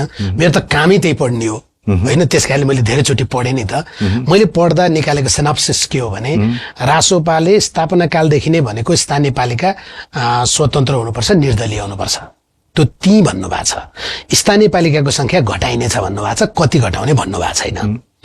राष्ट्रिय सभालाई तपाईँहरूले अब गैर दलीय बनाउने भन्नुभएको छ, त्यसलाई विज्ञको सभा बनाउने भन्नुभएको छ। फ्यान्टास्टिक होइन। संघीय प्रतिनिधि सभाको बारेमा बोल्नु भएको छैन, तर के बोल्नु भएको छ भने पूर्ण समानुपातिक निर्वाचन पद्धति भन्नुभएको छ। ठिक छ। र प्रदेश सभा खारेज, तर प्रदेश सरकार खारेज होइन। संघीयतामा जुन 3 टायर अफ फेडरलिजम हामीले भनेका छौँ त्यो खारेज होइन भन्नुभएको छ। अब त्यसो हुँदा उहाँले उठाएको प्रश्न चाहिँ के भने तपाईँको पार्टीबाट मात्रै स्थानीय जनप्रतिनिधि जितेर जाने त होइन होला, श्रम सरकारले जित्छ होला, काङ्ग्रेसले पनि जित्छ कि, एमाले पनि कहीँ जित्ती पो हाल्छ कि भन्दा त्यहाँ त पार्टीको पनि जान्छ होला, स्वतन्त्र पनि जान्छ होला। एउटा कसरी प्रदेश सरकार बन्छ होइन। अब बहुदलीय प्रणाली हो यो भन्ने स्वीकार नगर्ने भने त फेरि राजा मान्नुपर्छ होला कि किम जोङ उन हो भन्नुपर्छ होला। यही भन्नुभयो नि तपाईँले, मैले बुझाइदिएको छु। ल यस्तो हामी गणतन्त्र प्रति प्रतिबद्ध छौँ। यसमा दाहिने बायाँ कुरा कसरी नगर्दा हुन्छ, कसैले त्यो धमिलो राजा ल्याउने कुरा होइन। गणतन्त्र प्रतिबद्ध पार्टी हो। एउटा कुरा के हो भनेदेखि अहिले यो चाहिँ 200 म अहिले मेरो अलिकति अनुभव भने म संसदमा जान्छु, हामी 275 जना सांसद छौँ हो। मलाई विरक्त लाग्छ हेर्नुहोस्, त्यो सङ्ख्या देखेर म पनि आएँ यहाँ होइन आएँ। त्यो सङ्ख्या अहिले जुन सङ्ख्या छ, सङ्घीय संसदको सङ्ख्या, प्रदेशको सङ्ख्या, प्रदेश संसदको मन्त्रीको कुरा, स्थानीय त यो राज्यले धान्न सक्छ। अब रिभाइज गर्नुपर्छ। अब रिभाइज गर्ने बेला अब राजनीतिक दलले चाहिँ जतिसक्यो बढी चाहिँ जनप्रतिनिधि बनाएर कार्यकर्ता पाल्ने होइन। अब देशको 18 वर्षभन्दा मुनिका बच्चालाई चाहिँ सदस्यता दिने पार्टी चाहिँ कुन गलत हो। कसरी गलत होइन त्यो कसरी गलत छैन, प्रमाण ल्याउनु होला। छैन त्यो तपाईलाई कति बेला चाहिन्छ त्यति बेलै दिन्छु। प्रमाण छैन। आज भर्खर कति बेला चाहिन्छ त्यति बेलै दिन्छु। आज भर्खर चाहिँ मैले चाहिँ मेरो चाहिँ महामन्त्रीज्यूसँग मैले कुरा भएको थियो। तपाईको पार्टीले गरेको निर्णय तपाईको महामन्त्रीसँग मेरो पनि कुरा भएको छ हैन। त्यो गरेको कुरा के हो भने त्यो काहीँ छ भने त्यसलाई हामी खारेज गर्नेछौँ, त्यो हाम्रो नीति छैन। मैले देखेको छैन त्यो। तपाईलाई देखाउँदैनन्? मैले देखाएको छैन, नदेखाएको कुरा कसरी हो भन्ने। तर तपाईले पार्टीको मैले देखाएको छैन। राज्यको चाहिँ यो दुरावस्था हेर त।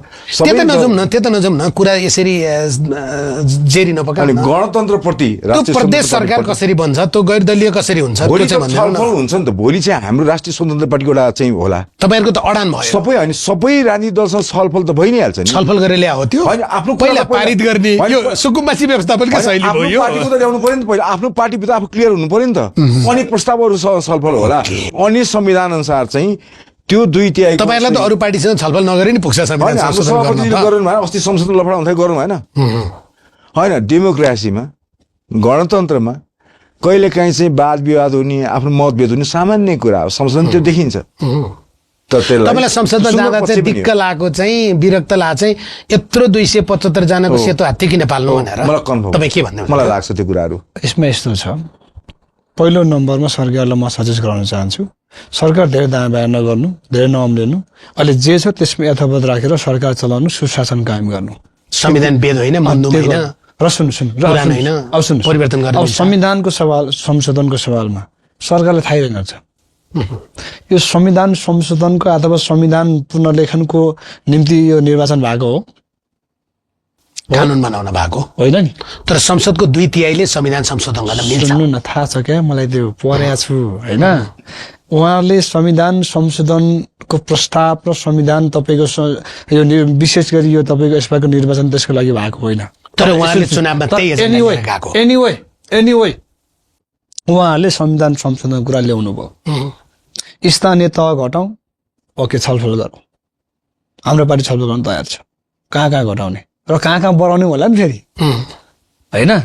पुनर्संरचना गर्दा त बढ्ने भन्छ होला। प्रदेशको सांसद संख्या घटाउँ, ओके, छलफल गरौँ, हेरौँ कहाँ काहीँ गलत परेको भएको छ कि। प्रतिनिधि सभा सांसद घटाउँ, ठिक छ, छलफल गरौँ, तर निमोटेने पार्नु त भएन नि। अब सुन्नुहोस्, निमोटेने पार्ने त कहाँ प्रस्ताव छ त? फेरि तपाईँले फेरि प्रस्ताव भन्नु न, कहाँनिर छ? गलत कुरा त भन्नु भएन नि। प्रदेश सभा खारेज भने के हो? प्रदेश सभा खारेज, प्रदेश खारेज होइन क्या। प्रदेश सभा खारेज भने के हो? प्रदेश सभा जसरी अहिले प्रदेशका सांसदहरूबाट चुनाव हुन्छ त्यो नगर्ने भनेको। त्यसो भने त्यो 330 मान्छे नपाल्ने भनेको। सुन्नु न, फेरि गलत हो। प्रदेश अघि नै मैले त्यसमा त भने उहाँले सुरुमा भन्नुभएको कुरै गलत छ। प्रदेश सरकार कसरी गठन गर्नुहुन्छ त्यसमै गलत छ। एक हो, उहाँले एउटा त्यहाँ प्रुफ के भन्छ, एउटा बचाउनले के राख्नु भएको थाहा छ? प्रदेश मुख्यमन्त्री प्रत्यक्ष गर्ने भने कता भने होला हो, अरू मन्त्री चाहिँ अनि त्यहाँ प्रदेशमा कानुन त बनाउनु पर्ला। प्रदेश स्तरै किन बनाउने? पाउनु पर्ला नि त। स्थानीय सरकार प्रदेश स्तर र संघले कानुन बनाउने भनेको छ होइन? अनि त्यो कसरी बनाउने? प्रदेश संविधान संशोधन गर्ने। सुन्नु न, फेरि तपाईँको चाहिँ कुरा संविधान संशोधनको कुरामा आउँदैछु क्या त्यस पछाडि, होइन? त्यसपछि तपाईँले कसरी गर्ने भनेपछि भन्नु भएन, परेन है भने तपाईँले प्रतिप्रश्न गर्छु भनेर। त्यो सुन्नु न, प्रदेश सभा उहाँले जसरी तपाईँको चाहिँ उ गर्नु भएको छ नि, त्यो अवधारणा त्यही गलत छ क्या। पहिलो नम्बर त्यो गलत त भइहाल्यो हो। अब दोस्रो नम्बर उहाँले प्रदेशको सवाल, प्रदेश किन चाहिन्छ भन्ने कुरो उहाँले बुझ्नु भएन रहेछ। उहाँलाई जनताले अल्गोरिदमको तपाईँको चाहिँ हामी सबैजना त्यसको शिकार बनेर भोट चाहिँ दिनुभयो होइन? तर उहाँहरू यति कच्चा र अपरिपक्व छ भनेर जनतालाई थाहा थियो, भोट त दिन्न थियो। चाहे त सिमानाको सवालमा होस्, गरिब निमुखा किसानको तपाईँको अधिकार हननको सवालमा होस्, बालिन साजुले के भन्नुभयो, किसानको बाँदर घाँस तपाईँको सम्म पुऱ्याइनुहोस् भनेर चाहिँ रस्टम पारेर बोलिदिनु भयो। राष्ट्र कार्यकारी सरकार पनि त्यो बोल्नुहुन्न क्या, त्यस्तो कुरा त्यति कुरा कम्ती बुझ्नु पर्यो नि। हाम्रो प्रधानमन्त्री मनमा लागेर ट्याक्क भन्दै सुन्नुहोस्, मनमा लागेको मलाई मन लाग्छ नि, तपाईँले जे पाए भनिदिनु त मिलेन। अनि उहाँले जे पाए कहाँ भन्नु हो। अब सुन्नुहोस्, प्रदेश किन चाहिन्छ? 3-4 कारणले प्रदेश छैन प्रदेश फाल्ने भन्नु भएको छैन भने फेरि उहाँको प्रस्तावमा प्रदेश सभा चाहिँ नराख्ने भनेको त्यही त प्रदेश सभा त उहाँहरूको लिएको प्रस्तावमा प्रदेश सभै राख्नु नमिल्ने भन्ने छ कि तर मैले आउँदैछु कि यहाँ आउँदैछु ठिक छ हात त तपाईँहरूले स्पष्ट बनाइदिनुहोस् त एकछिन बस्नुहोस् न त भोलि चाहिँ संविधान संशोधन 2 अङ्गुल काट्दासम्म त पख्न तयार हुने मान्छे हो तपाईँ संविधान संशोधन हुने विषय के हुन सक्छन् त्यो राजनीतिक बहस होला नै राष्ट्रिय स्वतन्त्र पार्टीले आफ्नो चाहिँ स्पष्ट रूपमा एजेन्डा ल्याउँछ आफ्नो धारणा ल्याउँछ कुरा के हो भनेदेखि यस विषयमा चाहिँ पार्टीको भोलि डिसिजन होला म एकजना पार्टीको डिसिजन भइसक्यो हैन म भन्छु भोलि पार्टीको डिसिजन भइसक्यो अनि बहसको कुराहरू आउला राष्ट्रिय महाधिवेशनले पारित गरेको एजेन्डामाथि के हुन्छ तपाईँको फाइनल गर्ने मेरो हो भन्नु कुरा दिनु होला मलाई के लाग्छ भने मेरो संघीय सांसदको हिसाबले राजु पाण्डेको हिसाबले पनि म के भन्न चाहन्छु यो सेतो हात्ती पालेर जनताले खाइ नखाइकन तिरेको करले यो पाल्न सकिन्न अब तपाईँ फस्नुभयो पख्नुहोस् है 275 जना सांसद तपाईँले म एकदम तपाईँलाई समर्थन गर्छु ल एकदम समर्थन गर्छु पक्कै नै है यहाँ समस्या के छ भने अलिक कम प्रश्न हर्क साङमाङलाई सोध्यो भने माटोको सदस्यता लिने जा हुन्छ अहिले त तपाईँलाई समर्थन गर्छु भनेपछि घन्टीको सदस्यता लिने जा हुन्छ होला कोही बात छैन जनता स्वत स्फूर्त आइरहेछन् जा भन्नु पर्दैन अहिले पर्दैन हजुर जनता आउने जाने नै हुन्छ फेरि होइन तपाईँले के भन्नुभयो 275 जना सेतो हात्ती भयो यिनलाई चाहिँ पाल्न सकिन्न संख्या घटाउँ स्थानीय तहदेखि सँगसँगै भने मैले त्यहाँ 753 त्यहाँ तेत्रा विधि 330 होइन झन्डै 900 मान्छे पाल्नु परेको छ फ्यान्टास्टिक पक्कै मुलुकको यत्रो पैसा खर्च भयो नि त पक्कै फ्यान्टास्टिक एउटा मन्त्रीलाई दर्जनौं सल्लाहकार चाहिँ फ्रीमा पाल्ने हो त्यो चाहिँ किन गरे फेरि एउटा कुरा सोध्छु है म एउटा कुरा म फेरि प्रतिप्रश्न गर्छु सल्लाहकार चाहिँ कार्यकर्ता हुन्छ त्यो भएर ठिक ती चाहिँ अरू पार्टीका हुन्छ नि त्यो भएर बेठिक मैले भन्दैछु हिजोको दिनमा चाहिँ हामी चाहिँ यो गत निर्वाचन हुनुभन्दा अगाडि रहेका सरकारहरूको पालामा प्रधानमन्त्रीदेखि लिएर मन्त्रीहरूले राखेका सल्लाहकार संख्या हेर्नु होला मन्त्रीको सल्लाहकार कतिजना हुन्थ्यो हेर्नु होला कतिवटा हुन्थ्यो होइन अब फर्मल र इन्फर्मल के थियो होला वेतनभोगी अथवा वेतन नलिने खालका विभिन्न थियो होला तपाईँले म यो चुनाव पछाडि दुबईबाट आएको भन्ने सोचेको होइन म 25 वर्षदेखि यही देशमा पत्रकारिता गरेको पक्कै नै हो नि हामीले हेर्नै रहेछौँ नि अनि पक्कै नै हो तपाईँहरूले मन्त्रीले यत्रो विधि सल्लाहकार राख्ने मैले सुनेको छैन मन्त्रालय प्रधानमन्त्रीको कार्यालयमा चाहिँ 48 जनासम्म विभिन्न पदमा नियुक्त गर्न पाइने प्रावधान थियो होइन त्यसलाई मलाई लाग्छ प्रधानमन्त्री बालन शाहले एकदम धेरै घटाउनु भएको छ उहाँको निश्चित मात्रै छन् आई सल्युट हिम तर मन्त्रीलाई यो दर्जनौं सल्लाहकार दिने विज्ञ दिने कुरा मन्त्रालय संख्या पनि घट्यो यो तपाईँहरूले चाहिँ एकदमै एक्स्ट्रा भ्यागेन्ट खर्च गर्दै हुनुहुन्छ मन्त्रालयको कार्यबोध छ मैले अहिले हेर्दाखेरि मैले के देख्छु मन्त्रालय जाँदाखेरि पनि मन्त्रालय चाहिँ जब मर्ज गरेर चाहिँ मन्त्रालयको संख्या घट्यो नि कार्यबोध छ कार्यबोधमा चाहिँ सल्लाहकार लगाएर नियुक्ति गर्ने विज्ञहरू राख्ने हो विज्ञहरू राख्नै पर्छ विज्ञ भनेको चाहिँ आफ्नो पार्टीको होइन आफ्नो पार्टीको हुँदैन ल को देखाउनु होला को चाहिँ देखाउनु होला हाम्रो पार्टीको को नै छ मैले सोधे होइन मैले सोधे होइन राजनीति यो पार्ट चाहिँ काट्दिनु पर्यो भन्नुहुन्न होइन पछि होइन मलाई के लाग्छ भनेदेखि त्यस विज्ञ आफ्नो निश्चित मिसनमा हिँडेको मान्छेलाई एउटा सार्वजनिक संस्थान जो सबभन्दा स्वतन्त्र हुनु पर्थ्यो त्यो ठाउँमा लिएर गएर निवेदन मागेको नाममा लिएर गएर चाहिँ भर्ती गरिएको छ त्यो भन्दा बढी के देखाउनु पर्यो नामै भन्दै भन्नुहुन्छ भनिदिन्छु हेर्नुहोस् है यो कुरा चाहिँ कतिपय कुराहरू चाहिँ प्रष्ट भन्नु पर्दाखेरि मैले अहिले भने विज्ञको रूपमा चाहिँ मन्त्रालयहरूमा होइन हामी कहाँ राजु सर यति स्वीकार गर्नु तपाईँहरूमा एउटै उमेर बाँचेका मान्छे छौँ रासोपाका कार्यकर्तालाई भर्ना गरिएको छैन कार्यकर्ता भएपछि 1 नम्बर थपिन्छ भने सुन्नु भएन तत्कालीन महामन्त्रीले त्यो त हेर्नुहोस् त्यो त अर्कै कुरा त्यो अर्कै प्रसङ्गमा भन्नुभयो आरेजी गाउँछु अर्कै प्रसङ्गमा भन्नुभयो मैले भनेको संख्या घटाउने कुरा खर्च घटाउने कुरा उहाँले भनेको कुरा चाहिँ जायज सुनिन्छ नि त्यसमा सुन्नु न छलफल गरौँ भनेको चाहिँ तपाईँ छलफल भने के हो त्यसले हेर्नुपर्छ भने होला नि त ठिक छ भने ठिक गलत छ भने गलत घटाउँ भनेको होला नि त र अर्को कुरो नि यो चाहिँ संहितामाथिको सरासत आक्रमण हो अब फेरि तपाईँले संहिता प्रदेश राख्ने नघटाउने भन्नु होला त्यो होइन त्यो उहाँले लिएको मैले सुरुमा त्यो अस्वीकार त्यो गलत छ उहाँले त्यो कति अध्ययन गरेर भन्नुभयो आइरहनु मलाई थाहा छैन र अरू कुरा म तपाईँले के भन्छु संहिता किन चाहिन्छ अब भन्छु ल अहिले संहितामाथिको पुरार गर्नलाई कताबाट हुन्छ शब्द जाल घुमाएर संहिता कहाँ फाल्नुपर्छ भन्नेमा यहाँ केही शक्तिहरू सक्रिय छन् त्यसकै आज शिकार बन्ने कि त सरकारको नीति हो कि सरकार त्यसको शिकार बन्यो मलाई थाहा छैन होइन मलाई थाहा छैन प्रयोग हुनु भएको छ सुन्नु न त्यही त मैले उहाँहरू त्यसको शिकार हुनुभयो कि सरकारको न्याति हो त्यो मलाई थाहा छैन उहाँहरू जान्नुहुन्छ तर म तपाईँलाई एउटा कुरा भनिदिन्छु संहिता किन चाहिन्छ संहिताको आज जुन खर्चिलो भयो भन्ने हाम्रो मेन्टली जो आज चाहिँ तपाईँको एउटा भ्रम पैदा गरिरहेको छ नि यो गलत छ त्यसो भने हिजो अञ्चलहरू कुरा गर्दै जान्छ त हिजो कर्मचारीको त लिस्ट निकालेर हेरौँ त कति खर्च थिए होला त्योभन्दा सर्टेन 2-4 पैसा तलमाथि भयो होला म त्यसलाई अन्त त लिन्न त हिजो नभएको त होइन नि हो नभएको त होइन नि त्यसै कारणले गर्दाखेरि लोकतन्त्रले लोकतन्त्र बनाए संहिताले तपाईँ यिनीहरूले त गलत ढङ्गले प्रयोग गरे अलिकति अब संहिता किन चाहिन्छ भन्ने कुरा म तपाईँलाई भन्छु संहिताको कारणले गर्दाखेरि आज लुकिएर हराउन आँटेका चाहिँ पहिचान र भाषिक सांस्कृतिक तपाईँको चाहिँ उठाउनु भएको छ संहिताको कारणले गर्दाखेरि एक दोस्रो आज तपाईँको हिजो तपाईँको चाहिँ पासपोर्ट बनाउनलाई महिनौँ दिन काठमाडौँ धाउनु पर्थ्यो नागरिकता बनाउनलाई तपाईँको चाहिँ हप्तौँ दिन जिल्ला धाउनु पर्थ्यो आज कम्तीमा तपाईँको नागरिकले नजिकबाट छिटो छैटो ढङ्गले सेवा सुविधा पाएको छ 2 3 केन्द्रीकृत तपाईँको हिजोको बजेटलाई सन्तुलित ढङ्गले जस्तै तपाईँको मैले भने नि प्रधानमन्त्रीज्यूले ताप्लेजुङको कुरा बुझ्नुहुन्छ हुन्न नि त तर प्रदेशहरूलाई थाहा हुन्छ नि त्यहाँ त्यसै कारणले गर्दाखेरि तपाईँलाई म के भन्छु भने केन्द्रीकृत तपाईँको बजेटलाई सन्तुलित ढङ्गले विनियोजन गरेर तपाईँको दिगो विकास र समतामूलक ढङ्गले तपाईँको विकास गर्नको निम्ति संहिता चाहिन्छ अर्को भाषिक धार्मिक सांस्कृतिक तपाईँको पहिचान सबैलाई रक्षा गर्नको निम्ति संहिता चाहिन्छ आज संहिताको विपक्षमा उहाँहरू हुनुहुन्न त्यो फेरि तपाईँले फेरि तपाईँको विपक्ष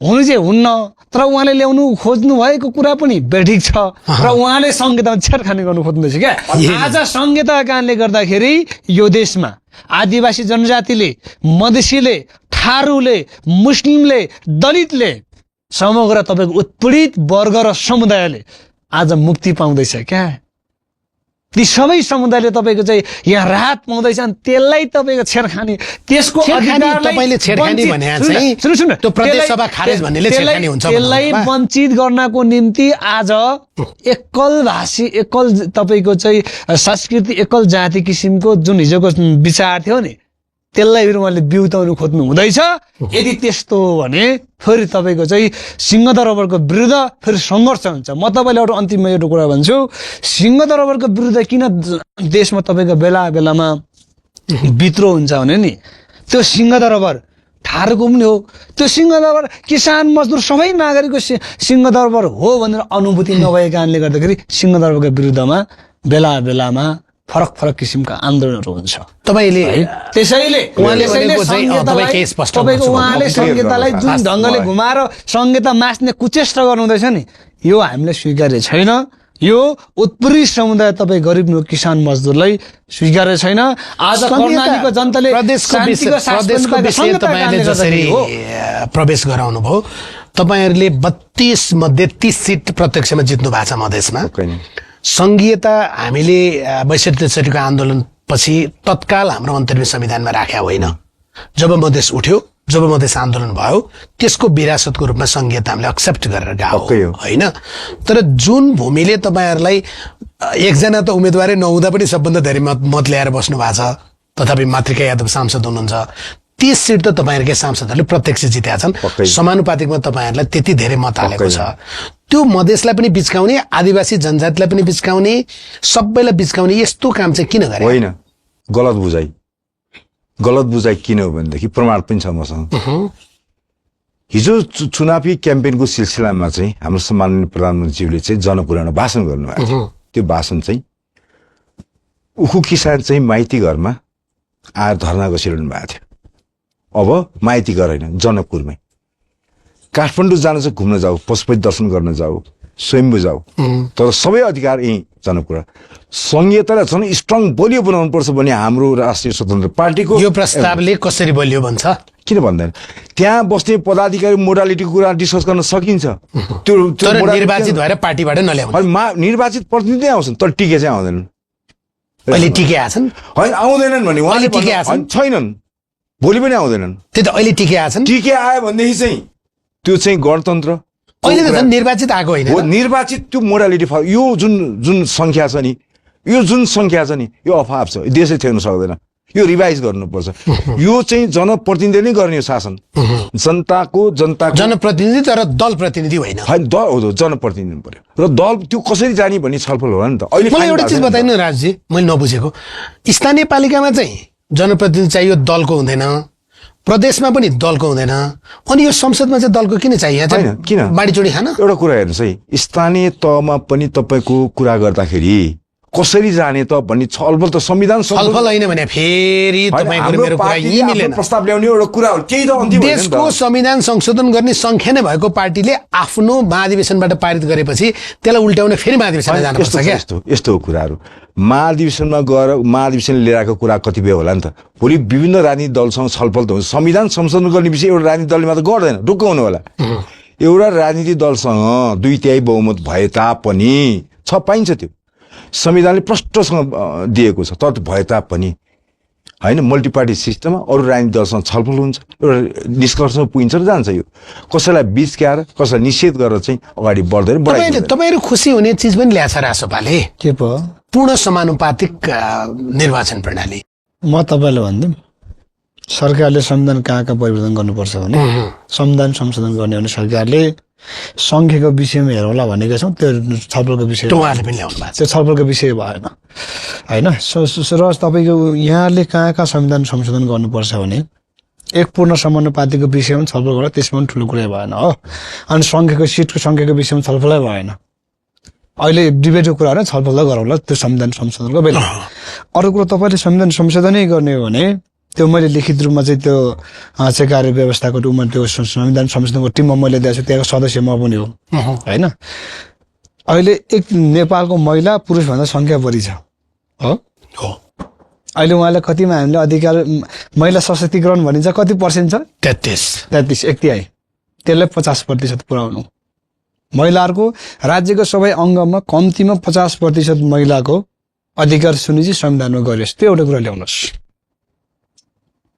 अरू कुरो तपाईँले भन्नुभयो छलफल गर्दैछ त असीम शाहको नेतृत्वको समितिले तपाईहरुसँग छलफल गर्छ त्यहाँ के छ हुन्छ नि मै छु त के छलफल हुन्छ मलाई थाहा छैन हामीलाई थाहा छैन सबभन्दा बढी त्यहाँ खबरदारी गर्ने मान्छे मै हो त बोल्दैन के हुन्छ त्यहाँ मैले के भने थाहा छ उहाँले सुरुमा मैले त्यो त्यहाँ समितिमा गएको छु मैले के भने सरकारले कुन संविधानको धारा उपधारा परिवर्तन गर्न चाहन्छ के छ त्यसको सोध्दाखेरि भने उहाँले के भन्नुभयो केही पनि छैन अनि कसरी चाहिँ संविधान संशोधनमा तपाईहरु आउनुभयो त यो मुद्दाले उहाँहरु ब्लाइन्ड फोल्ड आइरहनु भएको छ सुन्नु न कम्तीमा संविधान संशोधन गर्ने सरकार तर्फबाट आएपछि हाम्रो तर्फबाट चाहिँ यति ल्याछौं प्रस्ताव यो सबै हुनुपर्छ भन्ने हाम्रो होइन यहाँ के छ है ल यहाँको पनि ल्याउनुस् भने ल्याउनुपर्छ पर्दैन संविधान संशोधन चाहिँ भन्ने अनि तपाईँ केही नलिएर आएर हुन्छ त्यही कारणले संविधान सरकारले कहाँ परिवर्तन संशोधन गर्न चाहन्छ भन्दाखेरि केही पनि थिएन त्यसरी उहाँले के भन्नुभयो मलाई एन्सरमा चाहिँ सम्बन्धित सरकारवालाहरूसँग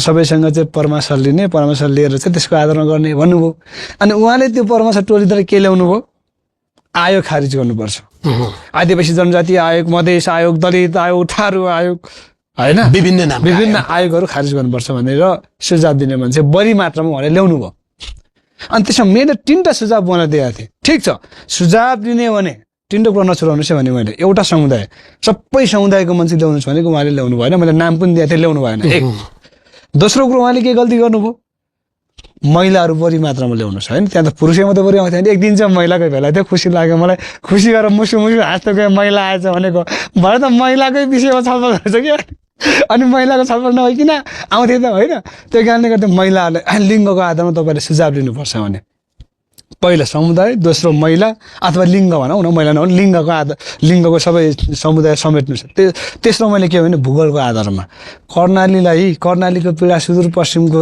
तपाईँको पीडा ताप्लेजुङको पीडा चाहिँ काठमाडौँमा बस्ने कालो गाडीमा हिँड्ने झन्डा हल्लाएर हिँड्ने सचिव पूर्व छैन अहिले सुन्नु न अहिले छैन क्या हिजो थिएँ नि त मैले पूर्व सचिवबाट कुरा गरेछु मैले नकारात्मक भनेको होइन है काठमाडौँमा बस्ने एसआरमा बस्ने तपाईँको मान्छेलाई कर्णालीको कुरा थाहा हुन्छ हुँदैन नि त त्यो भूगोलको आधारमा कम्तीमा त 3टा चिज समेटेर तपाईँहरू चाहिँ सुझाव लिनु भने कहाँको लिनु काठमाडौँको वरिपरिको चाहिँ ठुला ठाडा समेटेर ल्याएको छ गाह्रो हुन्छ अर्कै उहाँलाई सोधेको मेरो प्रश्न तपाईँलाई पनि सोध्छु सरकारले यो मन्त्रीहरूको सल्लाहकारहरूको विषय ल्यायो त्यो चाहिँ तपाईँहरूले संसदमा उठाउनु भयो त्यस विषयमा चाहिँ हामीले संसदमा हाम्रो दलले चाहिँ ठ्याक्कै त्यो समय पनि नभएर समय छैन कहाँहरू उठाउनु होइन त्यहाँभित्र समय पनि पाइन विशेष समय पनि छैन शून्य समय पनि छैन हिजो धन्न लागु भएको छ होइन त्यहाँ समय पनि नगर्दै हामीले उठाएको छैनौँ तर अन्य दलको कसैले उठाएको छैन त्यो मैले ख्याल गरेको छुइनँ तर त्यो चाहिँ उहाँको कुरा हो उहाँले कसरी रहनु भएको छ होइन एकातिर खर्च धेरै भयो भन्ने होइन अनि अर्कोतिर फेरि नियुक्ति बढाउने सुन्नु सरकारलाई म के भन्छु भने त्यही त मैले भने नि सरकार धेरै अहिले चाहिँ दायाँ बायाँ गर्नुभन्दा पनि बरु यो 5 वर्ष उहाँहरूले नि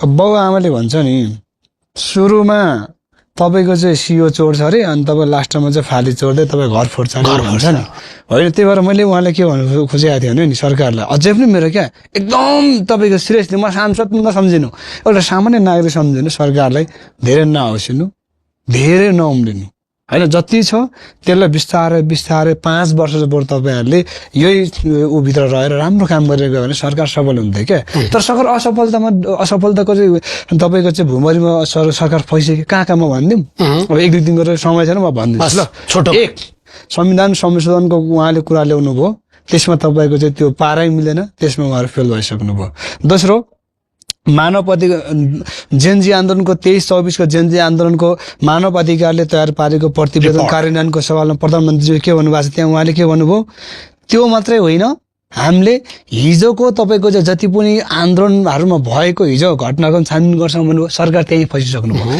सरकारले के बुझिएको छ म प्रश्न गर्न चाहन्छु यहाँबाट पनि हिजो 2007 सालमा 45-46मा 10 जनविद्रोह र 62-63 को जनआन्दोलन मधेस आन्दोलन त्यो अपराधिक गतिविधि थियो कि त्यो परिवर्तनको लागि आन्दोलन हो सरकारले त्यो बुझ्नुपर्छ सरकारले त्यस सम्बन्धी आफ्नो धारणा प्रष्ट बारेर बोल्नुपर्छ रोस्टरमा जो पाए त्यो बोलेर हुँदैन अनि त्यसरी त्यस्तो हो भने उहाँले हिजोकोलाई हिंसात्मक गतिविधि हेर्ने हो भने उहाँले 23-24 हिंसात्मक गतिविधि हेर्नु पर्यो त्यो 23 र 24लाई उहाँले राजनीतिक तपाईँको चाहिँ एउटा चाहिँ परिवर्तनको निम्ति आन्दोलन हुन्थ्यो भने शहीद र घाइतेहरूको माग मुद्दा पुरा गरेर उहाँले के गर्नुपर्छ थाहा छ त्यो आन्दोलन चाहिँ थुन्नु भएन अहिले कति थुने सरकारले थाहा छ 976 जना पक्रिनु भयो कोही सामान्य ताईको धहटीमा छुट्यो अझै 256 जना ती जेलको तपाईँको चाहिँ कालो चिसोमा बसिरहेछन् हो सरकार यहाँ असफल भइसक्यो अरू कुरो सरकारले के बोल्नुभयो प्रधानमन्त्रीज्यूले भारत सीमा समस्या र सीमा अतिक्रमण फरक हो सीमा अतिक्रमण सेना प्रहरी शक्ति प्रयोग गरेर कसैको भूमि मिचिन्छ नि त्यसलाई अतिक्रमण भनिन्छ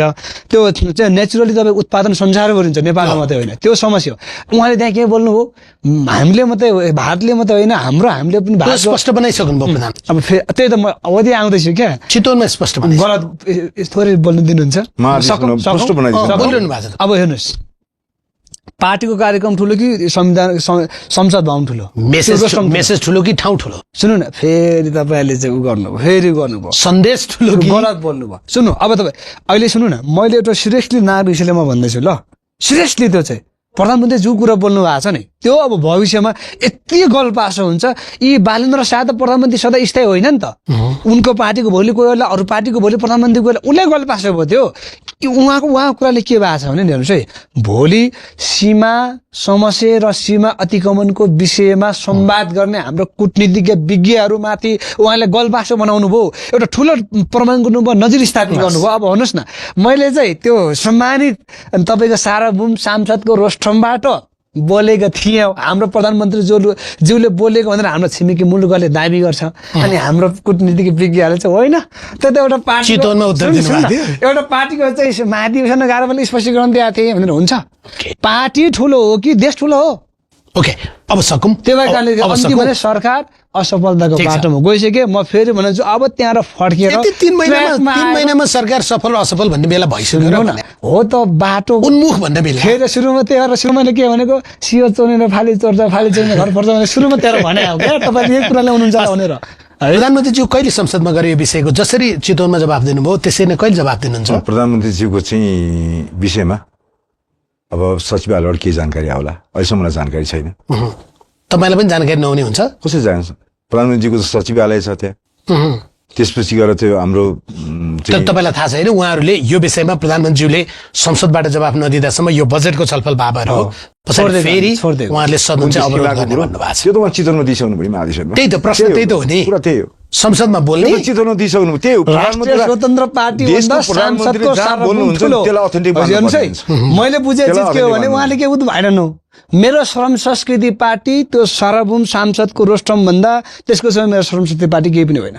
मेरो श्रम संस्कृति पार्टी सीमाको जुन हाम्रो बोर्डर छ नि त्यसको लागि मेरो श्रम संस्कृति पार्टी केही पनि होइन। प्रधानमन्त्रीको अडान त बुझियो, ठाउँ गलत भयो नि, अडान त बुझियो नि त अब। अब भोलि गएर चाहिँ सुन्नु न, अहिले के भने नि कम्तीमा प्रधानमन्त्री त्यहाँ रोस्टममा गएर मैले गल्ती गरेँ भन्नु पर्दैन क्या। यही चिज रोस्टरमा गएर बोल्दैन मिल्छ होइन, तपाईँले पार्टीमा त उठाउनु मिल्छ नि। हो त्यो भयो भने चाहिँ त्यो रोस्टमको फेरि तपाईँले गलत भन्नुभयो यो चाहिँ अब यसो गरौँ, यो बाधे गलत बोल्नुभयो यसरी बोल्नु हुँदैन। मान्यज्यूले मेरो अनुरोध के भने यसरी बोल्नु हुँदैन, किनभने प्रधानमन्त्री जिम्मेवार व्यक्ति हो। उहाँले कहाँ के बोल्ने भन्ने कुरो प्रष्ट यथेष्ट र तपाईँको तथ्यको आधारमा बोल्नुपर्छ, तथ्यहीन बोल्नु हुँदैन। र राष्ट्रिय स्वतन्त्र पार्टी भन्दा राष्ट्रिय स्वतन्त्र पार्टी जस्ता मेरो पार्टी यस्ता पार्टी कति सकेर जान्छ, अहिले 200वटा भन्दा बढी पार्टी यस्ता नाथे पार्टी कति सिधेर छ, तर देश रहन्छ, त्यो सार्वभौम सांसद रहन्छ, त्यो सार्वभौम संसदमा रेकर्डमा रहन्छ त्यो। अनि भोलि विदेशीले त्यसलाई एउटा प्रमाणको रूपमा भोलि पेश गर्छ नि के हार्ने। अनि त्यतिखेर चाहिँ उनले बोले त्यो म जिम्मा लिन्छु, जिम्मा लिनु भनेर हुन्छ हुन्न नि त। त्यही भएर देश र राष्ट्रियताको सवालमा हामी उहाँ न सत्तापक्ष न प्रतिपक्ष, हामी एक ठाउँमा बिनुपर्छ देशका राष्ट्रको पक्षमा। त्यो कारणले गर्दाखेरि अन्तिम भने मेरो सरकार धेरैचोटि भइसक्यो होइन, सरकार मेरो तपाईँको चाहिँ नजिकको सरकार सफल होस् भन्न चाहन्छु। यति हो मेरो धारणा। बस धन्यवाद। तपाईँहरू दुवैजनालाई धेरै धेरै धन्यवाद। धन्यवाद। श्रम संस्कृति पार्टीका सांसद आरएन राई अनि राष्ट्रिय स्वतन्त्र पार्टीका सांसद राजुनाथ पाण्डे, उहाँहरूसँगको यो संवाद द नेसन स्पिक्समा आजका लागि यही सकिन्छ। नमस्कार।